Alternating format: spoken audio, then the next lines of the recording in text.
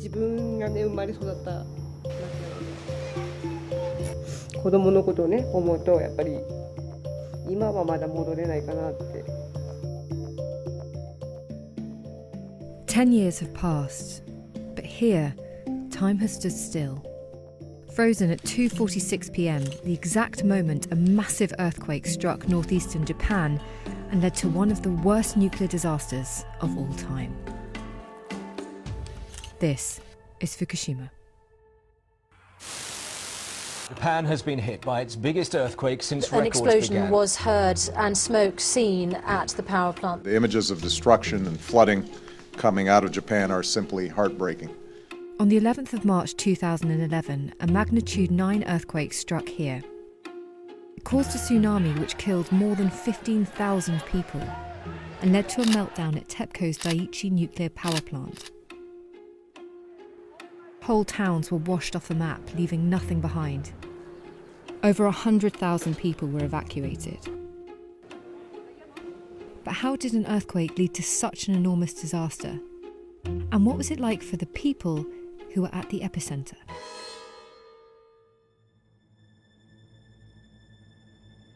The disaster left Fukushima a ghost town, hidden away behind barricades, abandoned homes, washing hanging where it was left. Once filled with people, it's been overrun by nature. But it wasn't always this way. After World War II, nuclear power offered new possibilities. With few of its own resources like gas or oil, for Japan it was a way to avoid relying on other countries for electricity. By 1954, Japan had budgeted 230 million yen for nuclear energy, and it began to build nuclear plants faster than any other nation in the world. In 1967, Tokyo Electric Power Company built its nuclear plants in Fukushima, and the Daiichi plant became one of the largest operational nuclear power stations on the planet.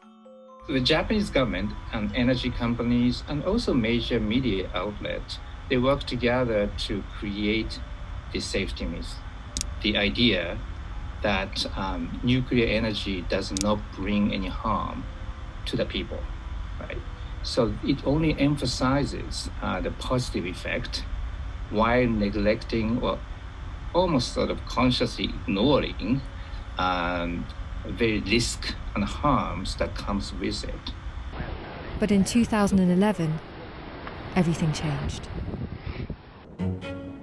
The quake was the strongest Japan had seen for 1,000 years, even bigger than the Great Kanto earthquake in 1923. It was so powerful that Japan's coastline moved 8 feet to the east and sank 3 feet down. It set off aftershocks around the world. Tremors were felt as far as Beijing, United States, and Cuba. 静かな町民も安心したっていう失礼ですけど、僕はでもできてると。この津波が来たって言ったら、おそらく地域津波の2倍の力じゃないかなっていうふうに思うんですね。The tsunami flooded the nuclear power plant. Result? Massive overheating, and reactors 1, 2, and 3 suffered meltdowns. When the power supply failed, operators lost control of the plant, and a hydrogen explosion blew the roof and walls off reactor 4. Chernobyl was an explosion inside the reactor core. Fukushima was different in that it was an explosion in the reactor building. There was a partial meltdown. Hydrogen gas was vented out of the core, and then it was that hydrogen gas that exploded. So the radioactivity we see in the environment from Fukushima is volatile elements that came out of the reactor as it was overheating and melting down. Japan classified the event as a level 7, the same as Chernobyl, meaning it was a major release of radiation with widespread health and environmental effects. Following the explosion, the government set up an exclusion zone prohibiting residents from living within 20 kilometres of the plant. In the beginning of such an accident, nobody really knows how the things will develop, and the Japanese government or the local authorities, they reacted quite quickly, and evacuation started already on the day of the accident.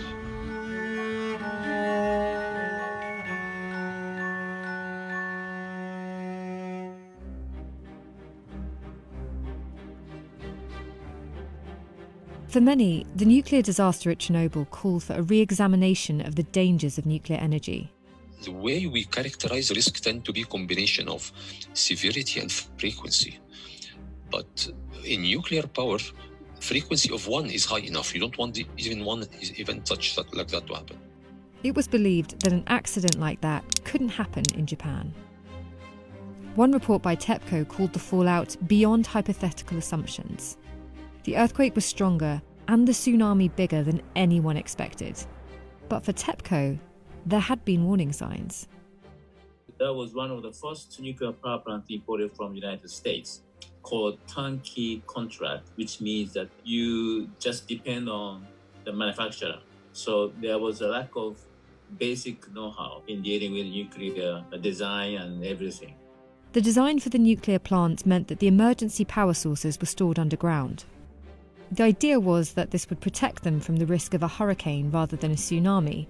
But what the design didn't account for was some of the highest tsunamis in Japan's history. And that mattered because the only thing protecting the plant from a tsunami were these walls. They were meant to stop waves of up to 5.7 metres, but the tsunami had waves that peaked at 17 metres high. 13 years before the disaster, a TEPCO employee found a crack in one of the reactors at Fukushima. When he reported it, TEPCO told him to conceal the evidence. He ignored the advice and told the government regulators, who ordered TEPCO to deal with the issue. So TEPCO fired the employee. In 2011, a New York Times report revealed 14 major lawsuits were filed against the Japanese government regarding adequate nuclear safety. Despite failing, they did point to operators who downplayed serious hazards. They planned to actually address the structural problem, but then after they came to the conclusion that it's going to cost a lot of money, potentially it may shut down the plants. So unfortunately, they put higher priority in continuing nuclear power plants operation over taking a measure against tsunami. 10 years after the disaster, Tokyo High Court held TEPCO and the Japanese government liable for negligence in Fukushima.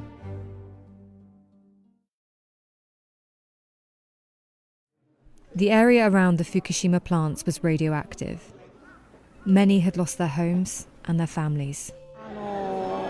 津波が追ってきたのを車で、もう犬とおじいちゃんを連れるだけでもう精一杯で、数えるっていうか、みんなっていうか10人ぐらいっていうか、そうですね。向こうのほらうたつの方とかもみ打ちありますし、そうですね。Tens of thousands had been evacuated.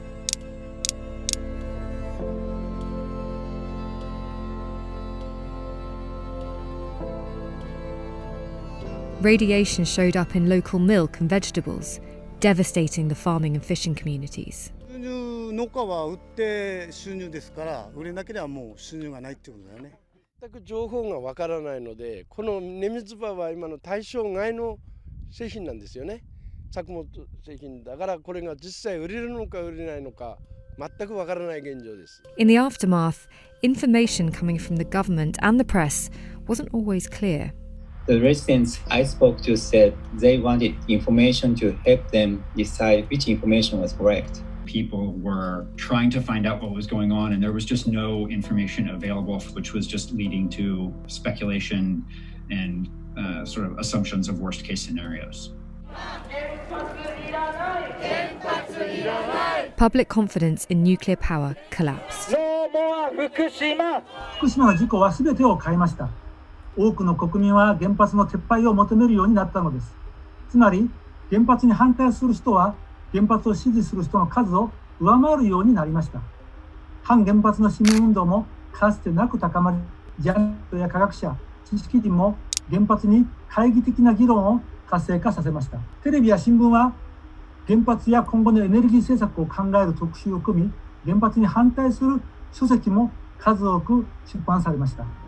The triple disaster of the earthquake, tsunami, and nuclear fallout made a huge dent in the Japanese economy. The disaster had a significant impact on sustainability overall. Nuclear power in Japan's electric energy was 25% in 2010, it decreased to 6% in 2019. 日本の電力が下がってまた停電が起きることも心配ですし、世界に与える影響経験もありませんから、これは大きな世界的な教訓になると思います。The price of natural oil and gas from foreign countries rose, and so Japan increasingly depended on fossil fuels, and residents' concerns over their future began to grow.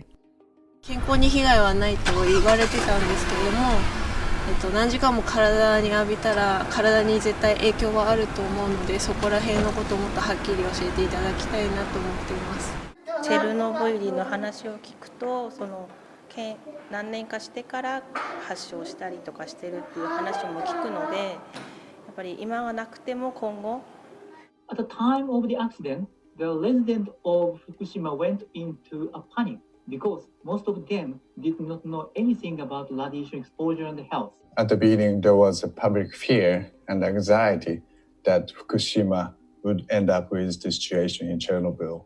But radiation exposure in Fukushima was much lower than that in Chernobyl. In fact, we did independent monitoring of radiation as we didn't trust the government reporting. But our results also confirmed that this was the case. What we found in the decades after the Chernobyl accident is that fear of radiation and the consequences of what we have to do to protect ourselves from radiation. Many scientists believe that those impacts, they're worse than the direct impacts of the radiation. Part of the stigma of radioactivity actually comes from the atomic bombs, and there were certainly reports coming out of Japan after Fukushima that people were being stigmatized because they had been exposed to the radiation. There are an awful lot of psychosocial consequences of a radiation accident that go way beyond the radiological risks, like stress, loss of livelihood, and worry, mental health issues.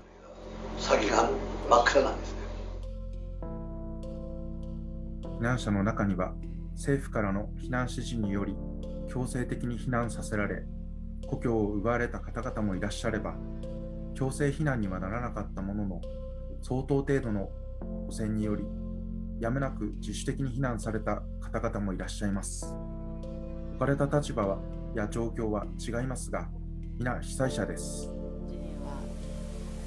1年経って少しは気持ちも子どもたちの気持ちも落ち着いたみたいだよとか、ここまで大きくなったよとか。Although no one died from radiation in Fukushima, the disaster still took lives. It's been estimated that there have been over 2,200 deaths as a result of the trauma and stress the evacuees endured.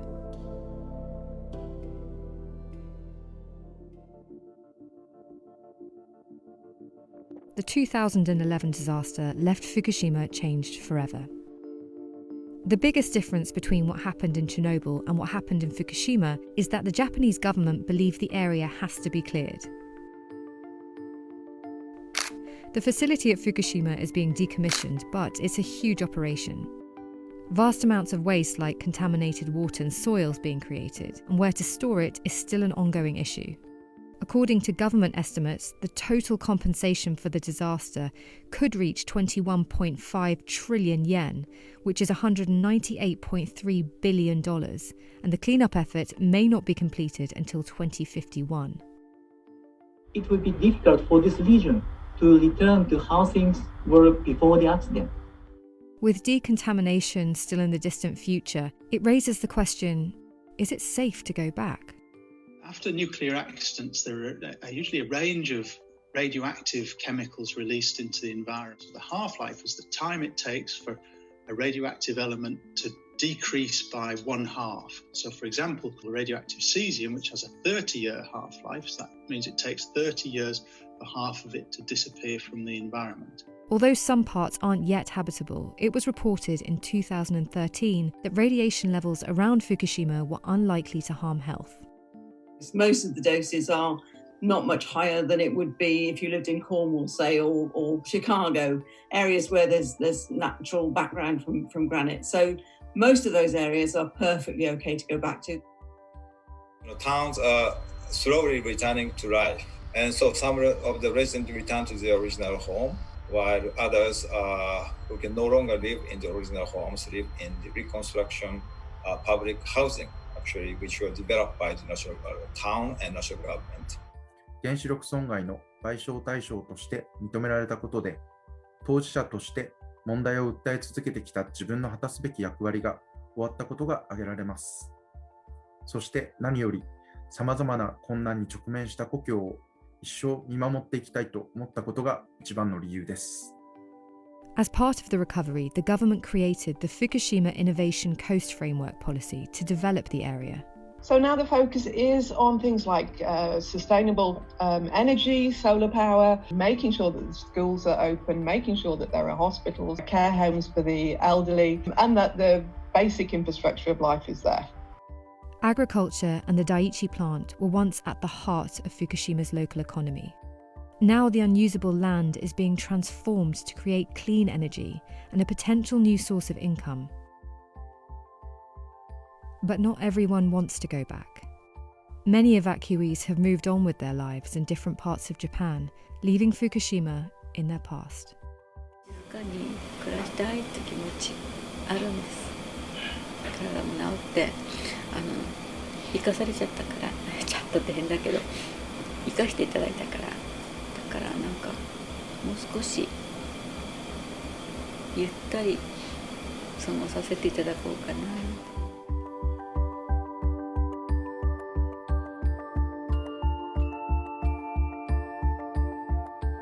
When you think about the risk of the decommissioning process, you still have 30,000 people are still evacuating from the Fukushima area, their own home.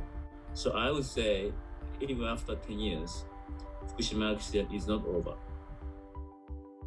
The earthquake that caused the Fukushima disaster couldn't have been predicted. But some argue that doesn't mean the fallout was unavoidable. Fukushima and its residents are slowly beginning to recover, even if a completely decontaminated future is still many years away.